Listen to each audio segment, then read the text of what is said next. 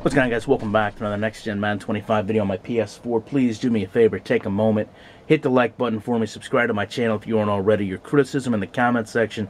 I'll play this for you at speed. It's a bit of a long play. This is going to be a bit of a long video. Ask that you follow me on Twitter. My username is ShutdownSafety. What I want to talk about today is secondary gameplay, coverages, and really some of the broken aspects of this game, because I don't understand what this defense does, because to me this is a defense that acts as if it's a bunch of individuals as opposed to a team. They certainly don't react as if they know what each other are doing.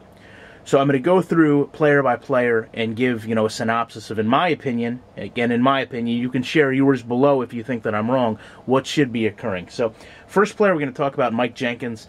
He has to understand this is a corner blitz. And let me tell you something, blitzing both corners from the 25-yard line is asking for a deep pass to be completed. Now, if I'm Mike Jenkins, I understand that I have to either accelerate directly to the quarterback's launch point, or I have to jam Reggie Wayne briefly before I go to prevent him from getting a free release toward the safety, because I'm really putting the safety in a bad position here. This is what Mike Jenkins does, and I just want you to notice he gets pretty close to the quarterback. I mean, he's actually about 3 yards away as the quarterback releases the ball. But let's go back and take a look at those first two steps. I mean, look at the hesitation here. He doesn't hit a full acceleration until the line of scrimmage. You can't do that. When we go over, we take a look at Johnson. Johnson now has to understand the other cornerback is blitzing, the cornerback beside me. So I have to either get to the quarterback. I don't have to jam Hilton. I really can't touch Hilton all that much because of where we're positioned on the field. Maybe you could try to chip him, but if I can't get to the quarterback in this position, the ball is going to come from an arch in terms of the throw over my head. So I have to get up in the air and try to deflect the pass. Now, as we said, Johnson does a very good job at accelerating toward the quarterback, but he doesn't get up in the air.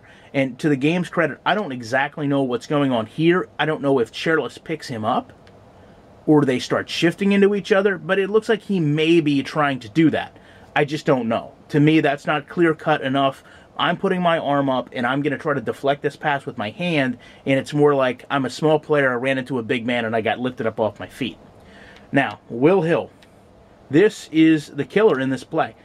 This is getting cut from a team. This is getting benched for the rest of the game. First and foremost, you have to understand what's going on. There's no tight end, there's no halfback in this formation to this side of the field. So, at least momentarily, I am responsible for two wide receivers in front of me. Both the corners are going on a blitz. Now, I have to kind of make a snap decision to stay in the middle till I understand what each player is doing. The problem is he starts walking forward, pre-snap, and into the beginning of the play.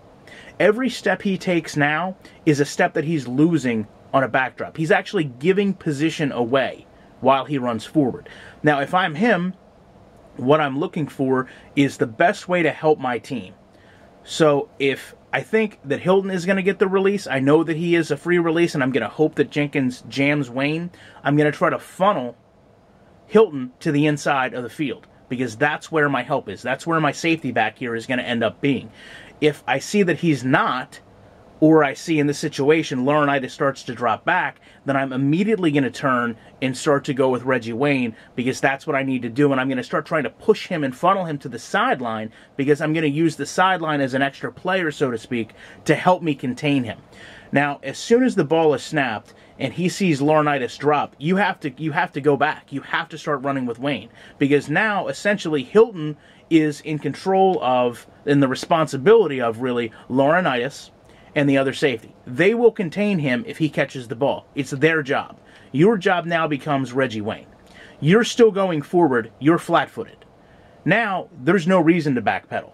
You are in sole possession of Reggie Wayne not catching this ball. That is on you. In this game, 1, 2, 3, 4 back steps. Then he turns his hips and opens. That's not acceptable. That's not an NFL player. That's not understanding what the defense is doing and what the play call is. That's not knowing anything but your assignment. And of course, I will say, the other safety does a pretty good job at turning around, registering what's going on, and just taking off upfield.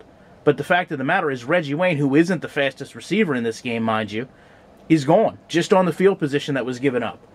So Like to know your guys' opinions on this. One final thing I want to share with you. These coaches, these sidelines, you tell me if this is a 73-yard big play for a touchdown off Chuck Pagano. Nothing. When we come over to the other side, let me tell you something. First of all, Jeff Fisher looks like damn Andy Reid over here.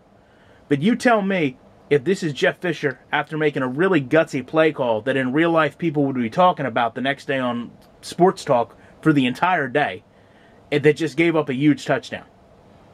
Same exact mannerisms, same exact motions. I don't like it. Long video. Know you guys were patient with me. Appreciate it. Have a good day. Enjoy the rest of your week. And as you know, back in the week with more content.